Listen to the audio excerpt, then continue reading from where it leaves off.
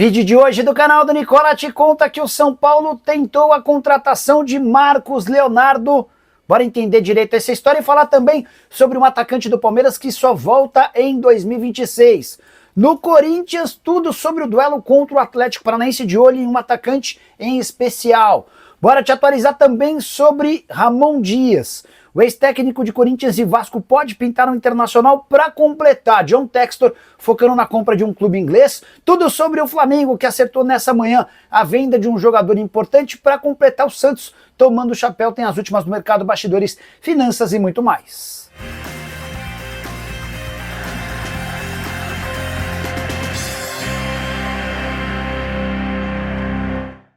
Fala aí pessoal, sou Jorge Nicola, bem-vindos a mais um vídeo do canal, sempre bom ter vocês por aqui, sem perder tempo, pedir para deixar like, se inscrever no canal e ativar as notificações. Bora direto pro giro de notícias para contar que Jean Lucas foi convocado para a seleção brasileira. Ele assume o lugar de Joelinton, jogador que pertence ao Newcastle e se contundiu durante o fim de semana. Boa notícia para o torcedor do Bahia, que volta a ter representantes na seleção nacional.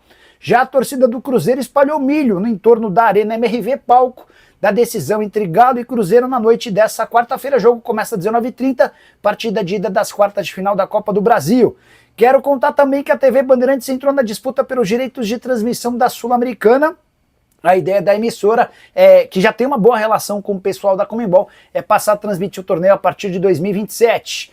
Bora contar ainda que um alvo do Botafogo, o Alexis Vinícius, é novo reforço do Red Bull Bragantino, operação fechada na manhã dessa quarta-feira, empréstimo até o fim do Campeonato Paulista do ano que vem, com opção de compra. Para completar o giro de notícias, Casemiro rejeitou proposta do Al Nassr, o gigante saudita estava disposto a comprá-lo. A ideia do Casemiro é ficar até o fim do seu contrato no United, na metade do ano que vem, de olho na Copa do Mundo pela seleção brasileira. A saideira do giro de notícias, um caminhão sem freio bateu em um muro de São Januário, deixando 3 pessoas feridas, tudo isso no dia da partida entre Vasco e Botafogo, marcado para casa vascaína. Bora falar agora sobre o Santos, que tomou chapéu de um time russo.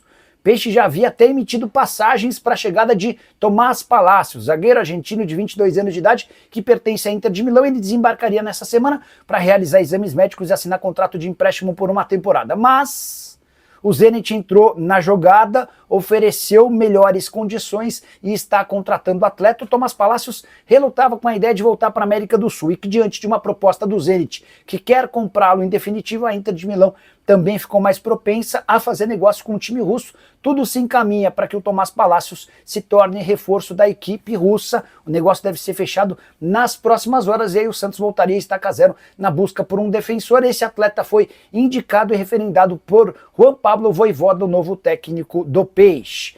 Bora falar agora sobre o Flamengo, que acertou nessa quarta-feira a venda de Matheus Gonçalves. Aí você deve estar pensando, pô Nicola, você já tinha falado nessa terça-feira que a negociação com o CSKA estava avançada, certo?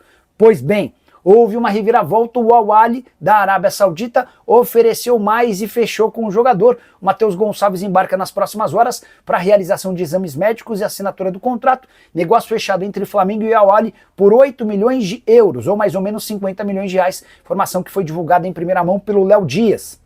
Observação importante, tanto os negócios contra o CSKA, com o CSKA quanto o Cruzeiro, a ideia do Flamengo era vender e ficar com um percentual futuro, 50% dos direitos econômicos. Na negociação com o Al Ahly, a coisa muda e o clube saudita leva 100% dos direitos econômicos do atleta, que tem 20 anos de idade e não ocupa a vaga. Só para vocês entenderem, cada time saudita pode ter até 8 estrangeiros, exceção aos atletas sub-21. Como o Matheus Gonçalves é mais novo, não vai ocupar essa vaga e deve ter minutos importantes em um dos times mais ricos do futebol em todo o planeta. Bora falar agora sobre John Textor, o dono da SAF do Botafogo, que corre enorme risco de perder também o Fogão depois de ficar sem o Lyon e sem o Crystal Palace, se apressa para tentar fechar a compra do Sheffield Wednesday, um dos times tradicionais do futebol inglês, mas que vive péssima fase. A imprensa inglesa afirma que o Textor pretende viajar nos próximos dias para se encontrar com representantes do Sheffield, com o objetivo de fechar essa compra, operação estipulada em 100 milhões de libras ou 731 milhões de reais. só para relembrar você que o Textor tem tido enormes dificuldades na recompra do Botafogo junto ao Grupo Eagle. Primeiro porque o pessoal do Eagle não quer vender o Botafogo para ele. O pessoal pegou bronca porque o Textor adquiriu dinheiro emprestado com o fundo Ares para a compra do Leão e nem sequer devolveu um centavo.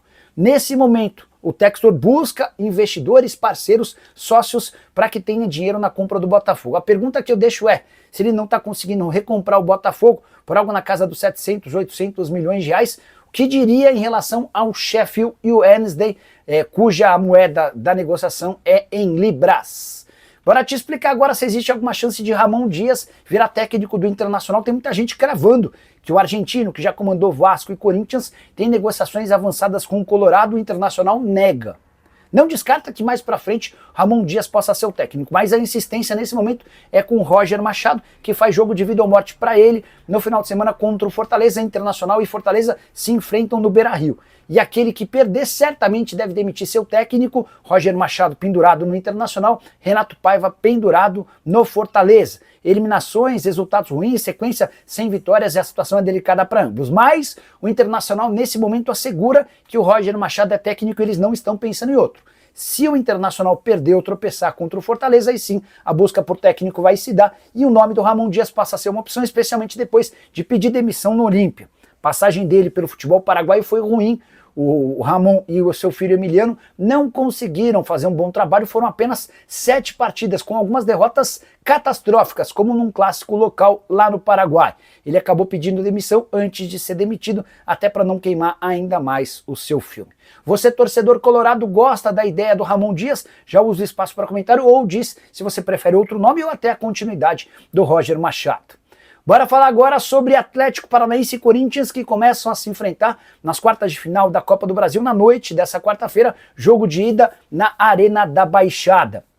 Queria chamar a atenção para um jogador em especial do Furacão, Kevin Viveiros, colombiano de 25 anos de idade, contratado recentemente depois de fazer sucesso no Atlético Nacional da Colômbia. Ele era inclusive um dos artilheiros, o vice-artilheiro da Libertadores quando foi comprado.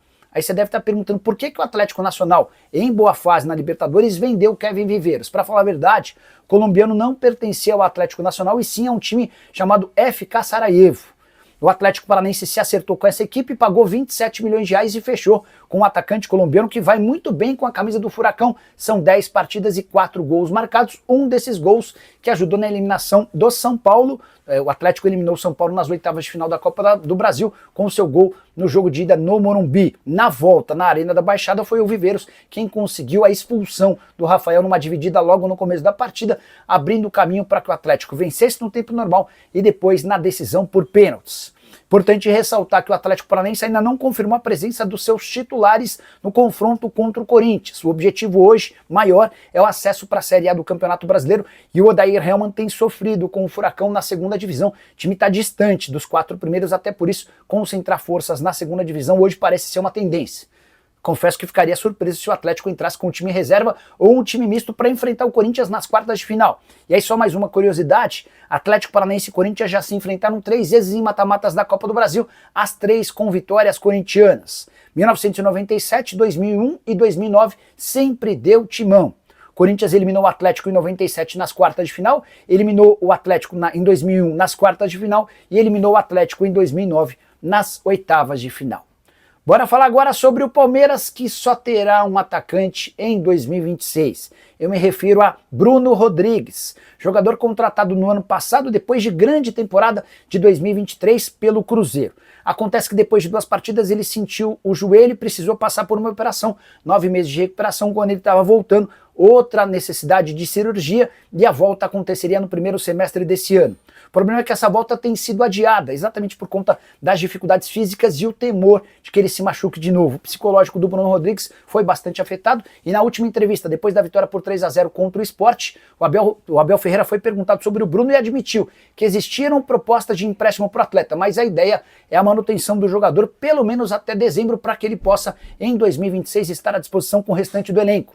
O Abel Ferreira falou o seguinte sobre o atleta, abre aspas, não temos expectativas, isso é o melhor. É um jogador que eu particularmente gosto, pelos valores que ele tem e pela pessoa que é. Vamos ajudá-lo e a melhor forma que temos é deixá-lo num clube como o Palmeiras, sobretudo pelo nível da gravidade das lesões.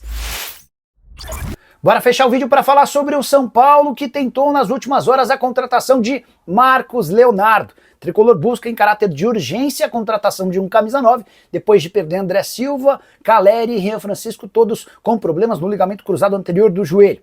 Marcos Leonardo seria uma baita aquisição, jogador que fez sucesso em sua primeira temporada no Al Hilal, 31 gols marcados, foi inclusive um dos melhores jogadores da Copa do Mundo de clubes, mas está fora dos planos do time saudita, que pretende usar as vagas de estrangeiros para jogadores de mais nome, estrelas mundiais, tudo para dar mais visibilidade à Liga Nacional. E é nesse contexto que o Marcos Leonardo procura clubes. O pessoal do São Paulo entrou em contato com o Al Hilal sugerindo um empréstimo. São Paulo gostaria de ter o Marcos Leonardo por empréstimo gratuito, com o time saudita ajudando em parte dos salários. Vale a lembrança de que o Marcos Leonardo ganha 2.700.000 reais por mês. A ideia do Hilal é vender o jogador para recuperar tudo ou parte dos 40 milhões de euros ou 252 milhões de reais investidos quando da compra do Marcos Leonardo junto ao Benfica. Diante disso, imaginar um empréstimo sem grana e ainda pagando parte dos salários parece ser bastante complicado. Antes de gravar esse vídeo, consultei uma fonte são paulina que disse que de fato o negócio é praticamente impossível, mas vale a tentativa. O São Paulo ainda vai insistir mais um pouquinho.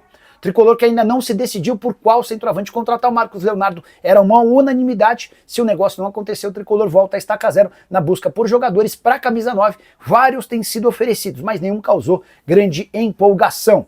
Só para completar em relação ao São Paulo, contar que Ferrarese foi convocado para a seleção venezuelana, que faz as duas últimas partidas da fase de grupos das eliminatórias, confrontos contra Argentina e Colômbia. Curtiu o vídeo? Não esquece de deixar like, de se inscrever no canal. A gente volta assim que surgir notícia. Tchau!